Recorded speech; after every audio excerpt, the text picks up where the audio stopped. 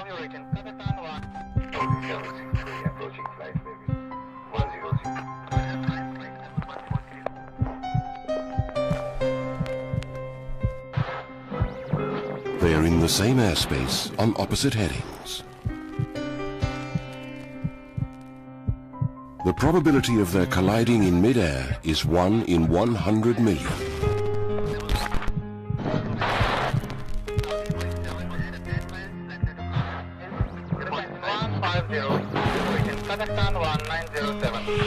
But for these aircraft and the 349 people aboard them, that probability is about to be realized.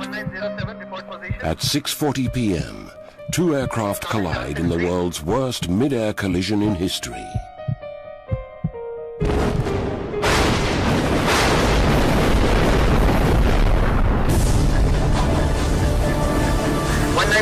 Delhi, Saudi 763, South 763. The Indira Gandhi International Airport, New Delhi, India. November the 12th, 1996. The evening shift started as any other would. 5:30 was a demanding time for the air traffic control tower.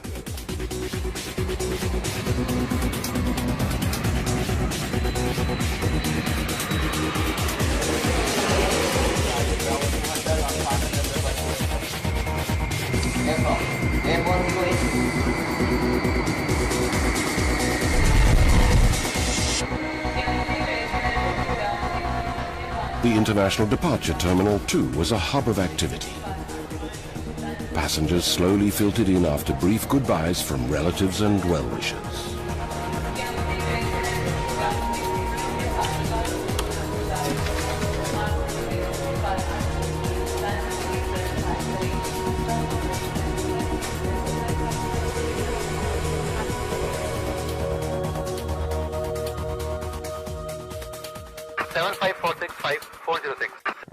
The evening also started, as any other day would, for V.K. Datta, a senior air traffic controller. He was about to finish his regular shift. His responsibility was to guide all incoming traffic to Delhi Airport. On November the 12th, 1996, he was also responsible for all outgoing traffic.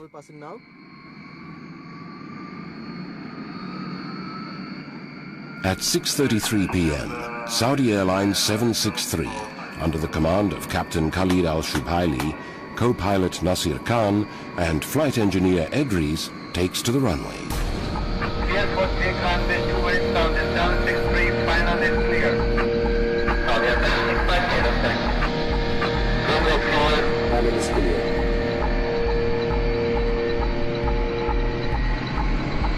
V1 rotate.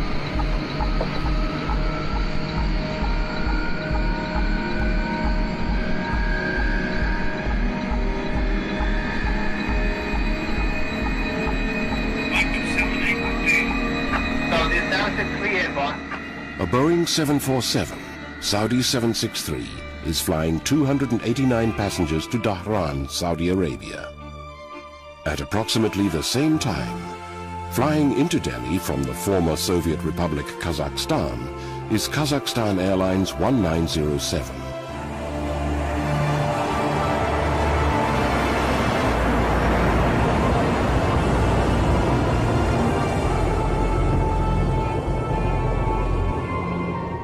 It is commanded by Captain Cherepanov and co-pilot Jangirov, who is flying the aircraft. Flight engineer Chuprov, radio operator Rep in charge of all communication, and navigator Arabayev assist them. Kazakh 1907 is flying 27 passengers to New Delhi.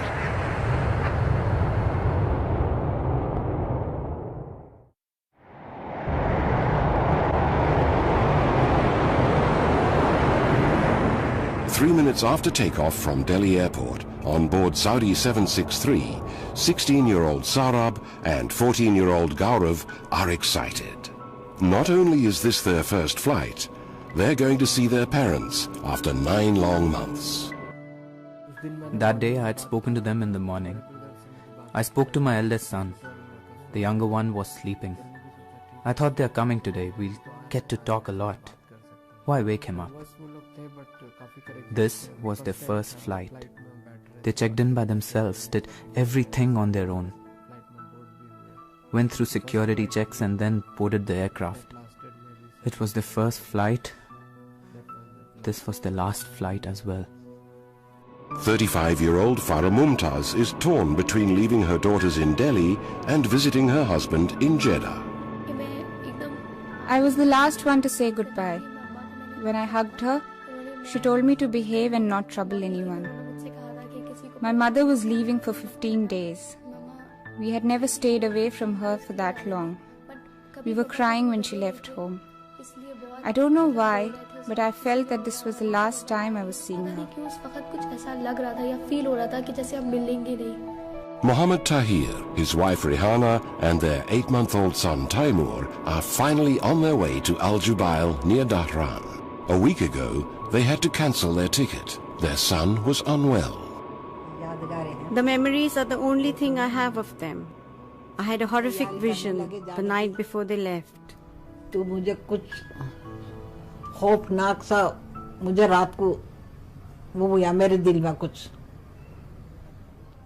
my dreams, I saw a man who told me to hold on to my heart. 2 aircraft are in the same airspace on opposite headings. The probability of their colliding head-on in the air is 1 in 100 million. Yet it happened. Why?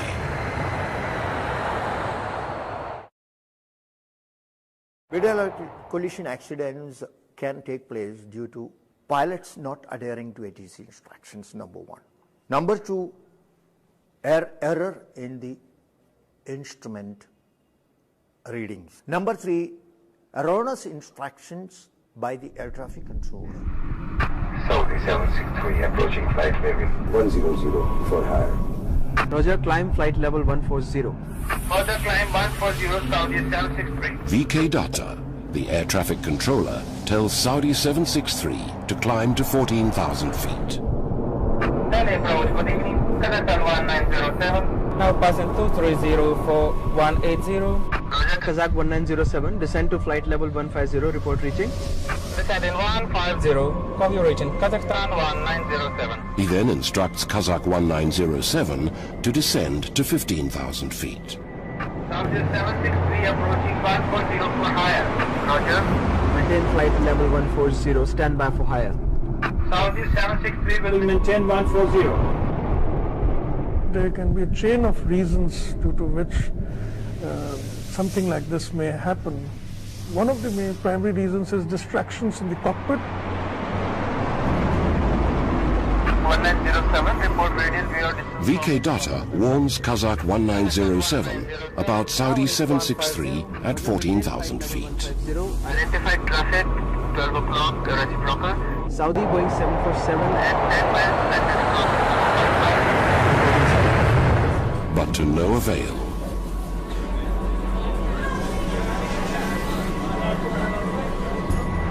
At 6:40 p.m., the seemingly impossible happens.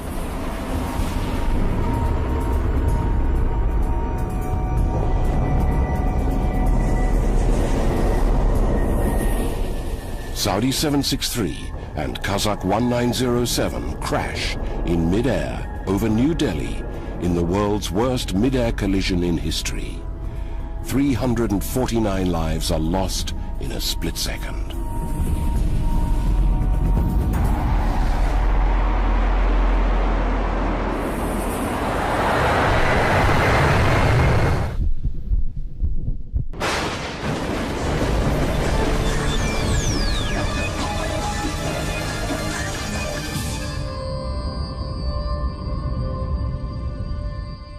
I was actually leaving office when my input editor, Suparna Singh, said, Vishnu, there is some news which is coming in which we'd like you to check out, news of a possible disaster, possible air crash. We drove out from Delhi, we drove into Haryana. At that stage, we didn't have any information about just where the crash had taken place, so we just proceeded in a general direction. I would say it was about 9 to 9:15 in the evening at this stage. We stopped our vehicle immediately, and the wreckage was about a kilometer away from me. And as one kept walking, I realized all around me there were clumps. What I thought was cow dung. And it wasn't too long, perhaps just a few seconds, when I realized that, look, maybe these clumps aren't manure at all, that perhaps this could be debris, or perhaps it could be something else. And I immediately told Tulsi, my camera person, to switch on his camera light. Tulsi, switch on the light. And immediately we saw all around us, we saw dead bodies all around us.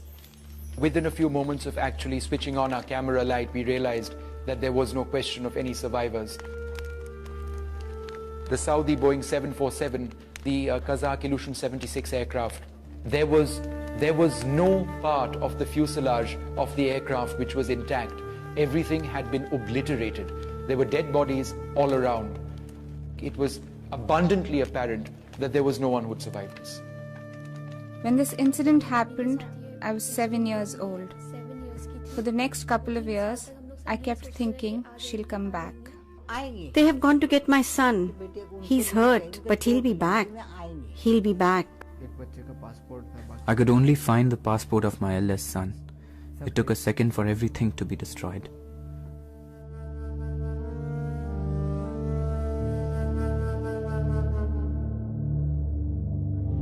There were no survivors. 349 lives are lost in a split second in the world's worst mid-air collision in history. Overnight, the small town of Charkhi Dadri, where the two aircraft went down, shot from obscurity into the annals of aviation history to be synonymous with death and destruction. Forever.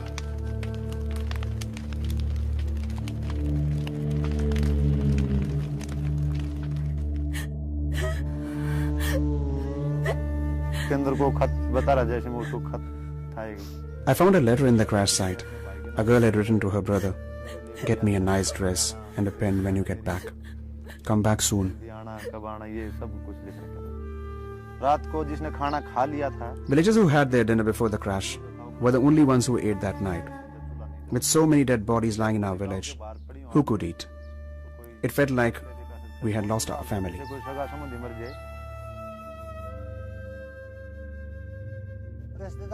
Relatives came looking for their people. They asked us to help, but how could we identify them? They were beyond recognition. Some of them couldn't speak. Their pain was evident.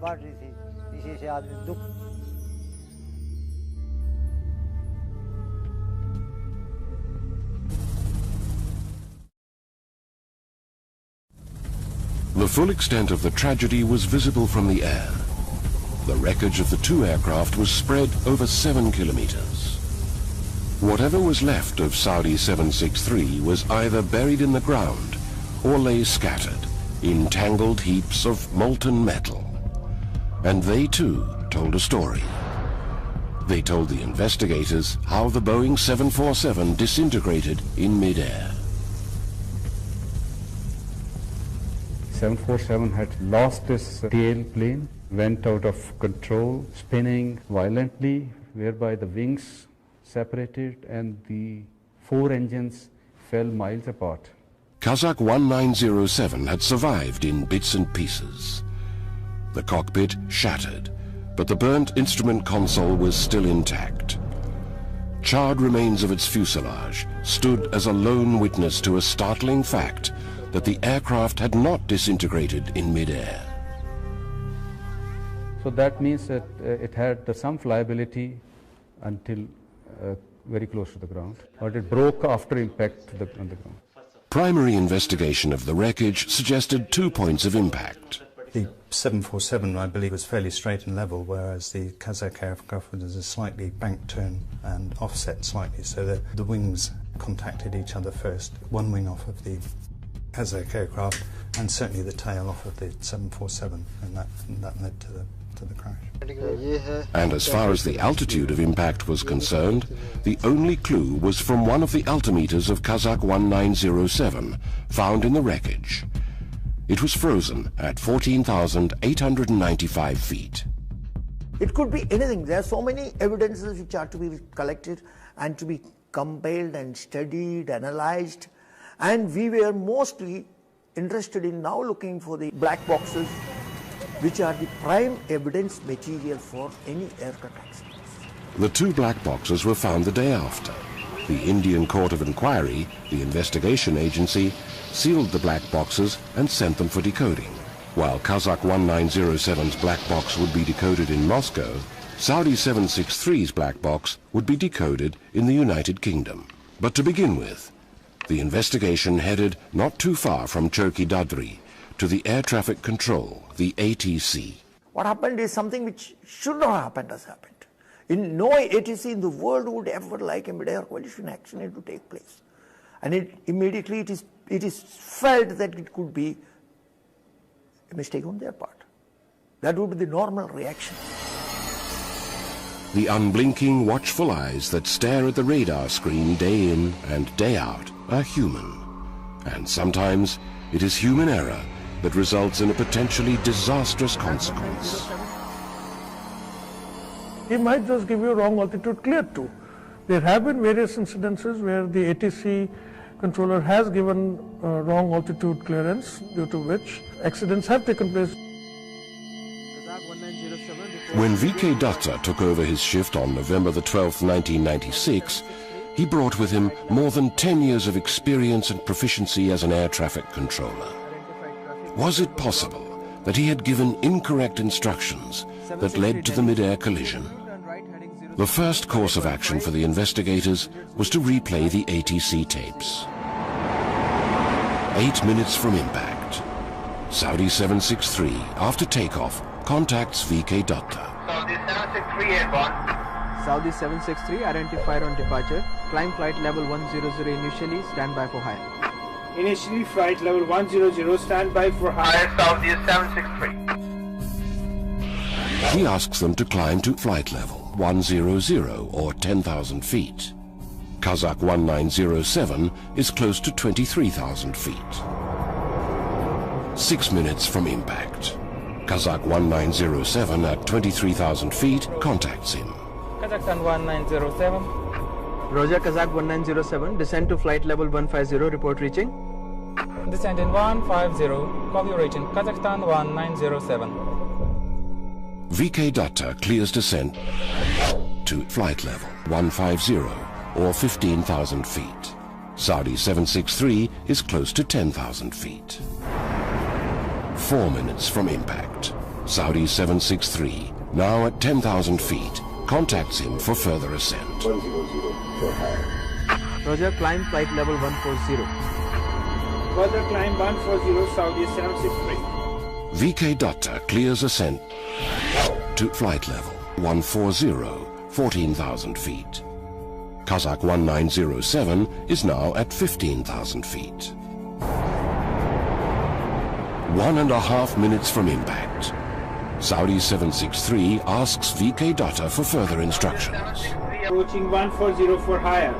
Roger, maintain flight level 140, stand by for higher. Saudi 763 will maintain 140. He asks them to maintain 14,000 feet till further notice. Kazakh 1907 is at 15,000 feet. Two aircraft are in the same airspace on opposite headings. Saudi 763 is at 14,000 feet. Kazakh 1907 is at 15,000 feet. 1,000 feet separates them. That's safe enough, according to ICAO, the International Civil Aviation Organization. But shouldn't VK Datta warn them of each other? He does. 1 minute from impact, VK Datta warns Kazakh 1907 Saudi Boeing 747 of Saudi 763 at 14,000 feet, 8 miles in front of them. But he does not warn the Saudi aircraft. The requirement doesn't say that, but should not take it for granted when two blips are merging that they are vertically separated. Ensure they are vertically separated by repeat messages. But the fact remains that VK Datta was a silent spectator to the mid-air collision. Kazakh 1907 report position. He had told the aircraft to stay at separate altitudes. Kazakh 1907 report position. He was assuming that they would pass each other safely. They had 1,000 feet between them. Because he was thinking probably they were merging and going to reappear in both the sides, and waiting for giving a further descent clearance to the incoming aircraft and climb clearance to the Saudi outgoing. It was evident that one of the aircraft, or both the aircraft, had breached its assigned flight level. By how much? And why?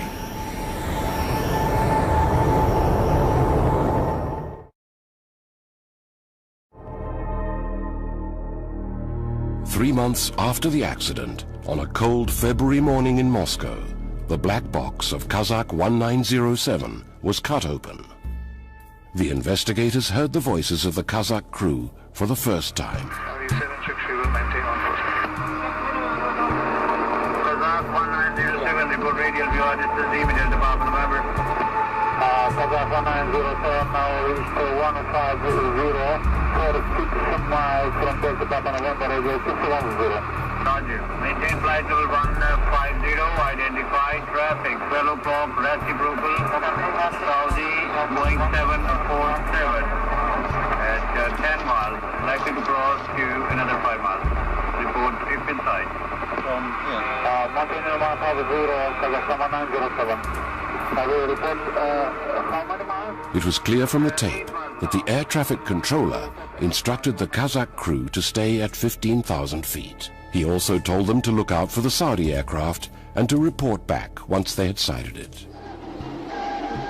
The turning point of the investigation was when the digital flight data recorder that records altitude, speed and other technical parameters was decoded. It ruled out technical malfunction. The altitude of impact could not be calculated with accuracy. It had a huge margin of error.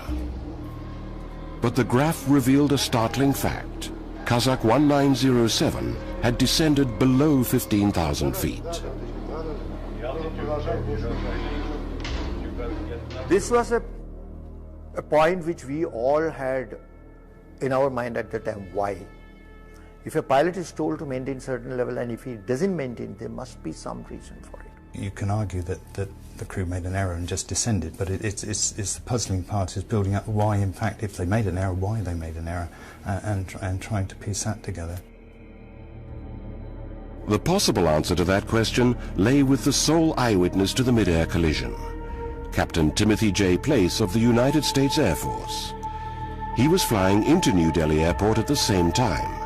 He had seen the collision from 20,000 feet. We descended down beneath 20,000 feet.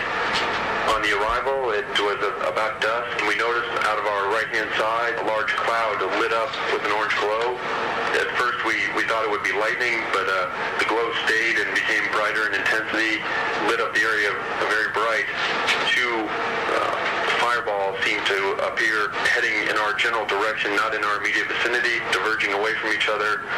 The glow intensity of the cloud became dimmer, and the two fireballs proceeded to descend down and hit the ground. The mid-air collision happened in the clouds.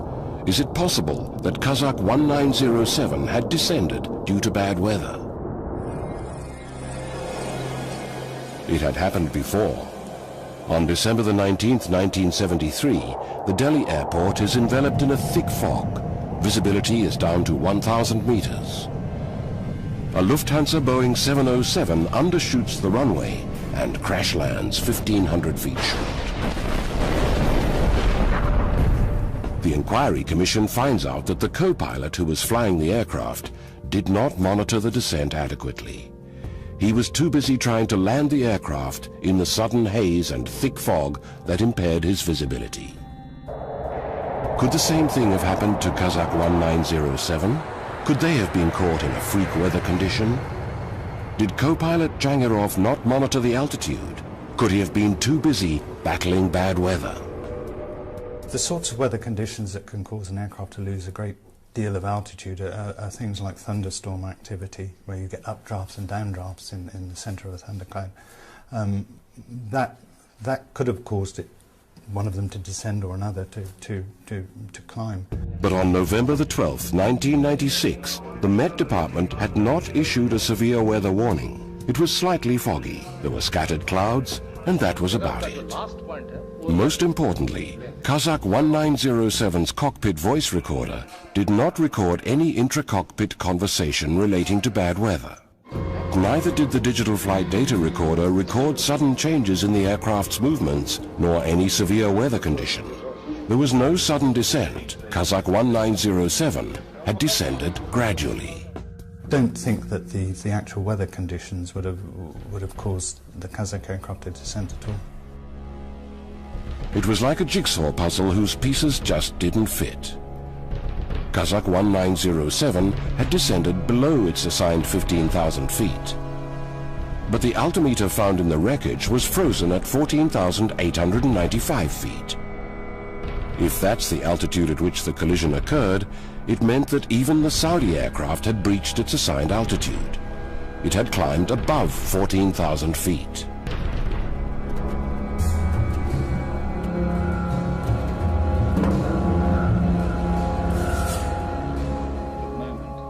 Now, all the answers lay in the black box of Saudi 763. At the Aircraft Accident Investigation Bureau in Farnborough in the United Kingdom, the black box of Saudi 763 was cut open. The investigators heard the voices of the crew of Saudi 763 for the first time. It was clear from the tapes that the air traffic controller had instructed the Saudi crew to climb to 14,000 feet and stay there until further notice. Saudi 763's digital flight data recorder was analyzed. The altitude of impact was 14,000 feet. The margin of error was plus or minus 120 feet. Saudi 763 did not ascend above 14,000 feet. Kazakh 1907 had descended below 15,000 feet. Why had Kazakh 1907 come down? Why was one of the altimeters in the Kazakh aircraft frozen at 14,895 feet? What could possibly be the explanation for it? What had happened in the cockpit of Kazakh 1907? It has been 5 years since the dissolution of the Soviet Union. The Commonwealth of Independent States are struggling to stabilize their economies amidst a politically volatile environment. Their airlines are no different. Kazakhstan Airlines, the state-owned airline of the country, has a bad safety record. It flies rickety aircraft, sometimes with a cockpit crew not conversant with flying outside the former Soviet Union. There have been numerous crashes and near misses, 3 in 1995 itself. But as far as Kazakh 1907 is concerned, the Ilyushin jet did not have any technical snags, and the crew was well conversant with flying outside the former Soviet Union. In fact, Captain Cherepenov had 708 hours of flight time on international routes. Co-pilot Jangirov, the pilot flying, had 207 hours. Flight engineer Chuprov had 1,178 hours. Radio operator Rep had 645, and navigator Arabayev had 581 hours of flight time on international routes. How is it possible that a crew with such experience did not level the aircraft at the assigned altitude of 15,000 feet? As far as the IL-76 is concerned, you have to physically level out the aircraft at a particular height and thereafter press the height lock and then maintain the required speed at that particular height. It is done by the autopilot itself, but by actual physical involvement of the pilot or the co-pilot. But in the cockpit voice recording, There are no call-outs by the co-pilot or the pilot to the flight engineer for more power to maintain speed for a particular altitude, a prerequisite for leveling an aircraft. A plain simple explanation could be that it was a controlled flight to a lower level, resulting into a collision. A controlled flight. That means that the crew of Kazakh 1907 descended below 15,000 feet with intent. They kept descending because they never knew that their assigned altitude was 15,000 feet. Every accident is an avoidable accident. Every accident could have been an avoidable accident, but for certain failure on the part of a human element. It's as simple and as tragic as that. A 1 in 100 million possibility became a horrific reality due to human error. 349 lives are lost in a split second because one of the aircraft did not maintain its assigned height.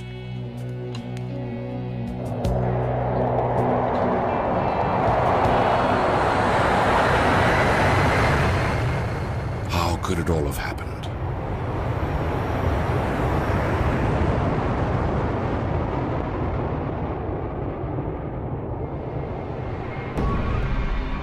Every accident, every disaster has a sequence, links in the chain of events, where one mistake leads to another, which finally leads to the catastrophe.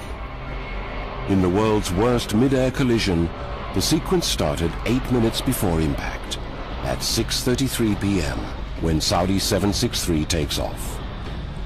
VK Datta assigns them 10,000 feet. Kazakh 1907 is at about 23,000 feet. Both aircraft are in the same airspace on opposite headings. This should not have happened. This is the first mistake, the first link in the chain of events that leads to the disaster.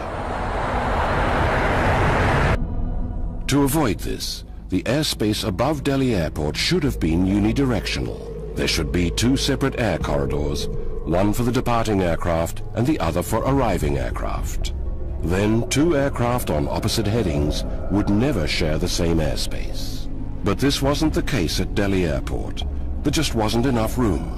Part of the airspace is reserved for the Indian Air Force.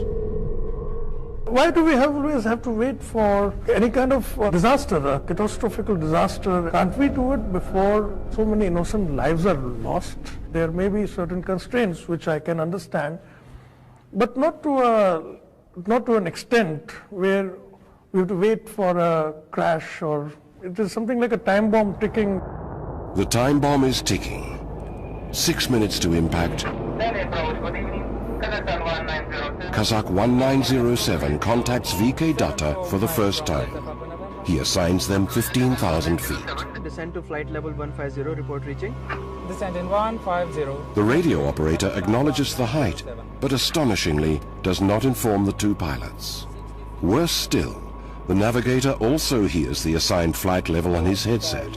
He is heard converting it to meters for the 2 pilots, but neither of them acknowledges the assigned height. This is the second mistake, the second link to disaster. My personal view is that there was confusion with the pilots about what their cleared altitude was. There may have been some language difficulties. The pilot and co-pilot's knowledge of English is limited. The radio operator is translating all commands from the Delhi Air Traffic Control for them. Pilot flies, gets the information, directly makes a lot of difference. The reactions are spontaneous, instantaneous. Saudi 763 approaching flight level 100 for higher. Roger, flight number 140. Further climb 140, Saudi 763. 2 minutes to impact. Kazakh 1907 is gradually descending. It's now at about 16,000 feet.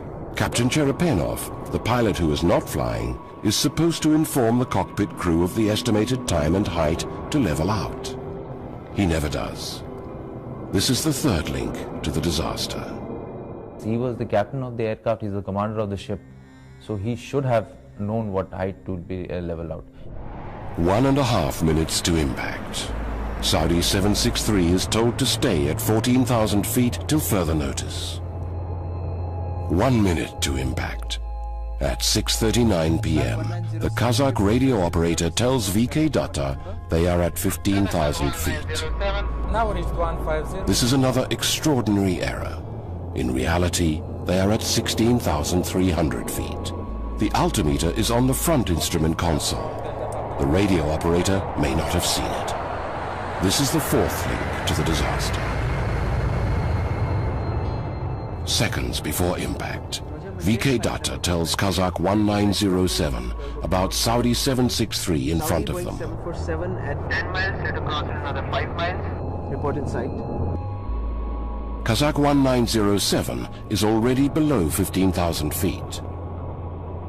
By the time he completes the transmission with the radio operator of Kazakh 1907, the aircraft is at 14,500 feet. Gradually descending, it enters into a cloud layer.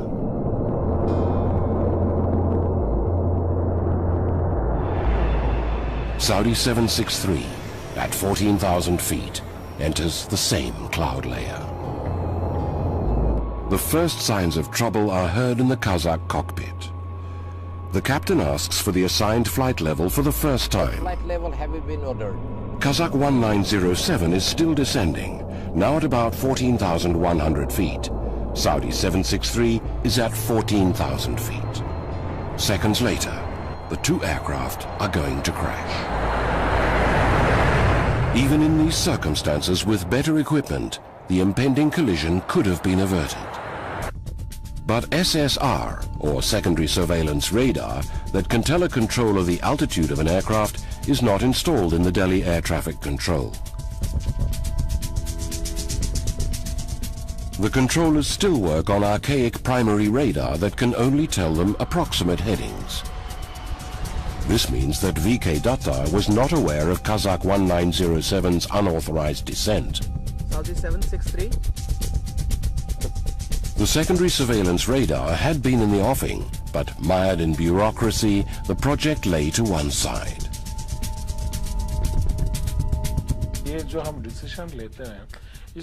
There are too many channels to go through, hurdles to cross, so these things take time.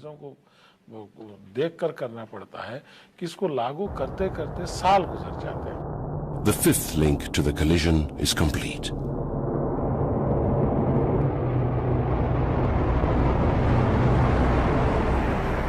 Seven seconds before impact, a tragic sequence of events unfolds in the Kazakh cockpit.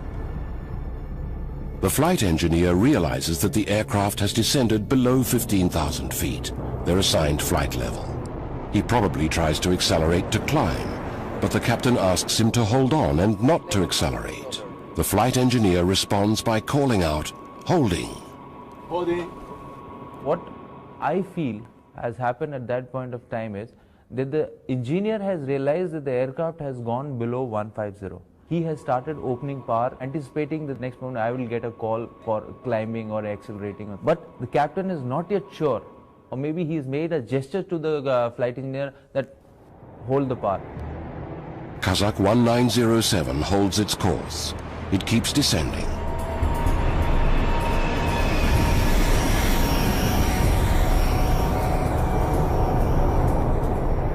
The pilots of Kazakhstan Airlines 1907 don't know that their assigned altitude is 15,000 feet. What flight level have been ordered? The air traffic controller can't warn them. He doesn't have secondary surveillance radar. There is a last resort.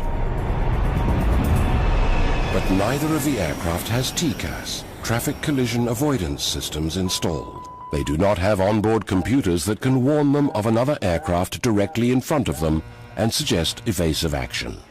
That is the last filter for collision avoidance, which is independent of any ground control, any ground radar. It is aircraft to aircraft. Collision avoidance systems give time which is sufficient in most cases to avoid collisions. But the Civil Aviation Ministry never made TCAS mandatory over Indian airspace by 1996. It took India a mid-air collision to implement these systems. The sixth and the final link to the collision is complete. 2 seconds to impact. Saudi 763 is at 14,000 feet. Kazakh 1907 is at about 14,000 feet. The radio operator shouts out a warning. The captain asks for full power. If only he hadn't. Kazakh 1907 would have passed safely below Saudi 763, but it's too late. The flight engineer opens full power on all engines. Kazakh 1907 accelerates to climb to 15,000 feet. There's chaos in the cockpit. Everyone's screaming. They have just seen Saudi 763 coming towards them.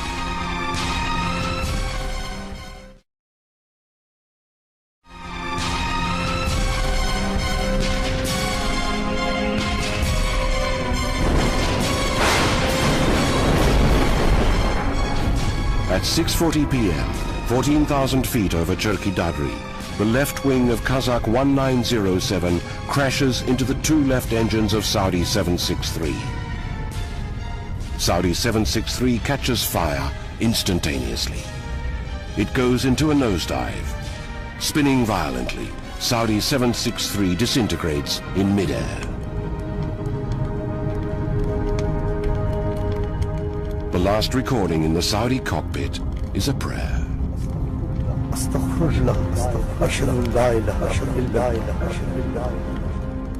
Kazakh 1907 keeps climbing. The altimeter, later found in the wreckage, freezes at 14,895 feet. The aircraft reaches 15,856 feet and then falls down to earth.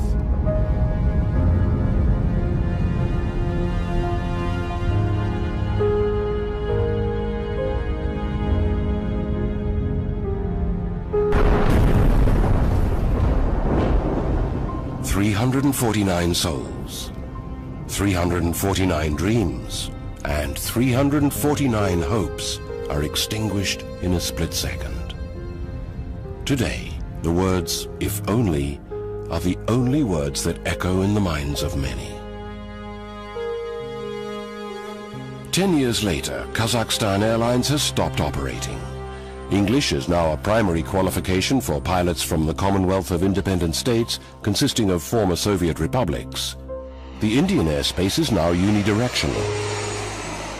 All aircraft flying into it have TCAS, and the Delhi airport has secondary surveillance radar. This disaster served as a precursor to lots of improvements, but at what cost?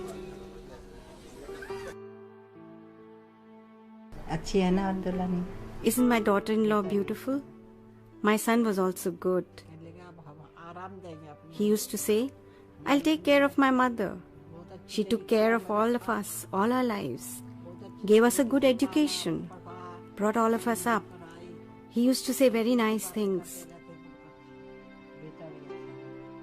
I dream of him. Every time he says, "I'll come back," I keep asking him, when?